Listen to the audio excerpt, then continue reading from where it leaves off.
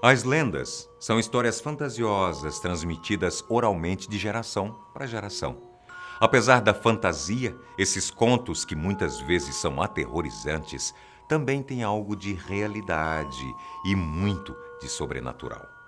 O que aparentemente faz dos povos nativos, de certo modo, grandes roteiristas. Eu acho que aí você tem que concordar comigo. A sabedoria dos índios norte-americanos é responsável pela disseminação de uma infinidade de lendas assustadoras e conhecidas por pessoas do mundo todo. São histórias povoadas por espíritos terríveis, fantasmas, bruxas, demônios e monstros. No Brasil, não é diferente. Boa parte das lendas que conhecemos se originaram na cultura indígena e muitas delas também contêm um alto teor de terror, com monstros que se escondem sob as árvores ou as águas. A maior parte delas são provenientes da Amazônia e falam sobre criaturas que vivem na região onde se desenvolveram várias tribos e sociedades. Já dá para imaginar o que vamos lhe mostrar, não é?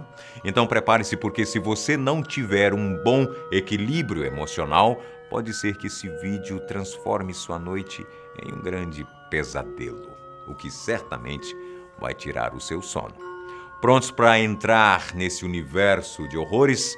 Eu sou o Boco e você é muito bem-vindo a mais um E Se For Verdade?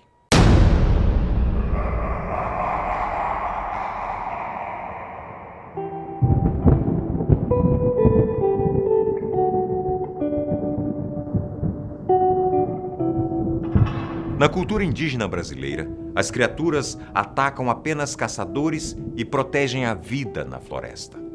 Com boas intenções ou não, o fato é que eles são assustadores, como mostra a nossa primeira lenda. Matinta Pereira. Segundo a lenda, uma senhora idosa se transforma toda noite numa criatura assustadora, podendo ser um pássaro que voa ao redor das casas das pessoas ou simplesmente não ter asas, mas andar acompanhada de um pássaro. Se um longo assobio te perturbar o sono durante a noite, é sinal da passagem de Matinta Pereira. Dizem que quem ouve o som deve logo anunciar: Matinta, pode passar amanhã aqui para pegar o seu tabaco. E no dia seguinte, uma senhora idosa vai mesmo ao local para receber o tabaco, que é um tipo de fumo. A crença também diz que quando Matinta está para morrer, pergunta: quem quer? Quem quer? E aquele que responder que quer, recebe a maldição e torna-se a nova Matinta. Sendo assim, nunca responda ao canto de pássaros durante a noite, principalmente se cruzar com uma senhora que esteja acompanhada por um. Já ouviu falar no El Tunti? Este é um fantasma que representa as almas mortas que se perderam na floresta.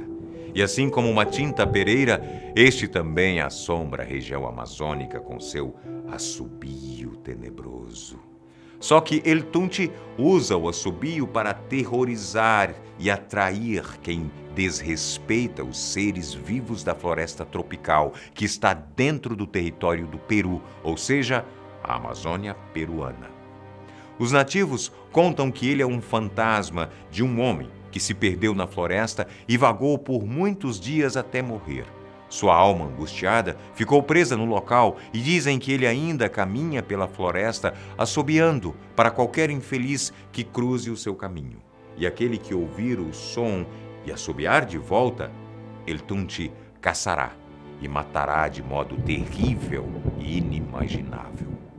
O assobio fica cada vez mais alto para as vítimas, que só param de ouvir o som quando encaram essa morte terrível. Mais um assobio ao qual você não deve dar ouvidos. Pássaros à parte, vamos agora falar de uma cobra, a boiúna. Além das almas vagantes da floresta, existem também os animais monstruosos. A boiúna é uma das lendas do folclore amazônico mais conhecidas do Brasil. Uma cobra gigante e monstruosa que pode se transformar em várias coisas, como barcos ou igarapés, atormenta a imaginação dos ribeirinhos da floresta. Algumas versões dizem que uma índia deu à luz a um casal de gêmeos, Honorato e Maria. Mas ela rejeitou os filhos e os jogou no rio. Lá, os dois se transformaram em cobras e cresceram. Honorato não fazia mal algum, mas Maria era perversa e cometia maldades contra animais e humanos. Algumas versões contam que Honorato, seu irmão, cansado das maldades de Maria, a boiuna, acabou por matá-la para pôr um fim nas suas perversidades.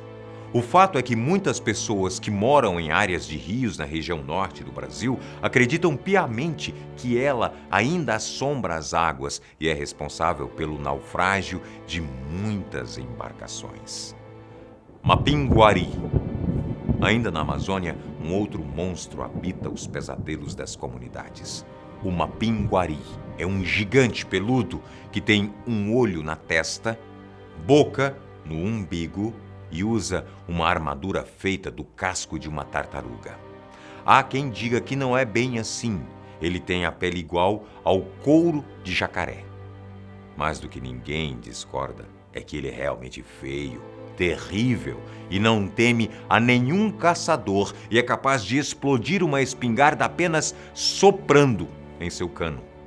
Para atacar os aventureiros da floresta, ele grita e atrai suas vítimas. Normalmente, ele vence as batalhas, mas quando isso não acontece, a vítima pode ficar aleijada ou com terríveis marcas no corpo pelo resto de suas vidas. Mas existe uma forma de assustar esse monstro impiedoso. Pelo que conta, mas sem explicações, ele tem medo de bicho preguiça. Então, não se esqueça, se estiver pensando em fazer turismo ecológico pela floresta amazônica, certifique-se de ter um bicho preguiça por perto. Eu não sei como é que você vai fazer isso não, mas faça. Mas para aqueles que preferem explorar terras mais distantes, tome muito cuidado com os monstros e espíritos malignos americanos. E o primeiro deles é Uktena, a serpente chifruda.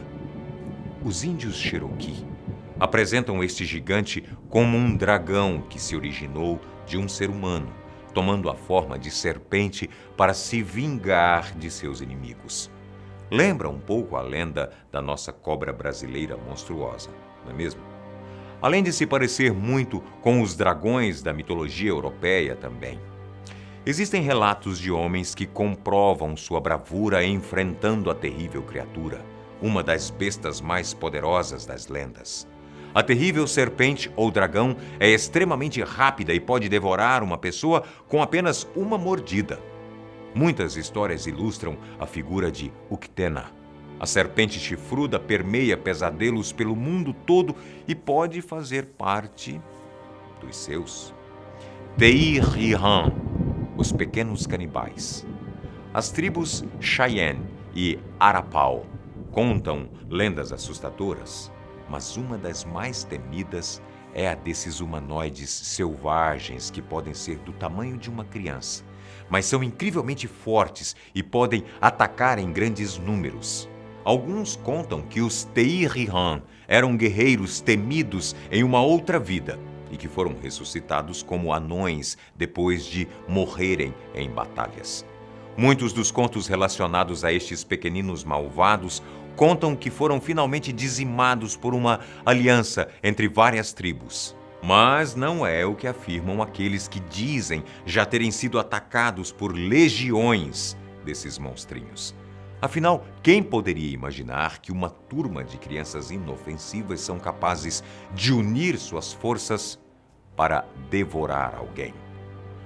Ataklea, a mulher coruja.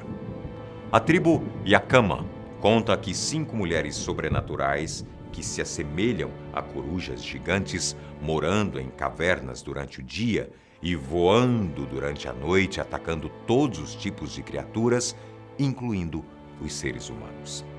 Na grande maioria dos contos, elas parecem ter preferência por crianças.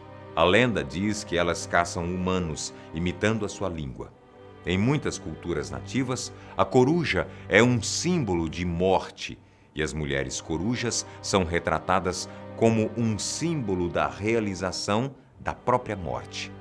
você que tem uma vida noturna ativa, cuidado ao sair sozinho à noite. O Skinwalker, e não é apenas no Brasil que o lobisomem é conhecido. Da tribo Navajo, o Skinwalker é basicamente o lobisomem norte-americano.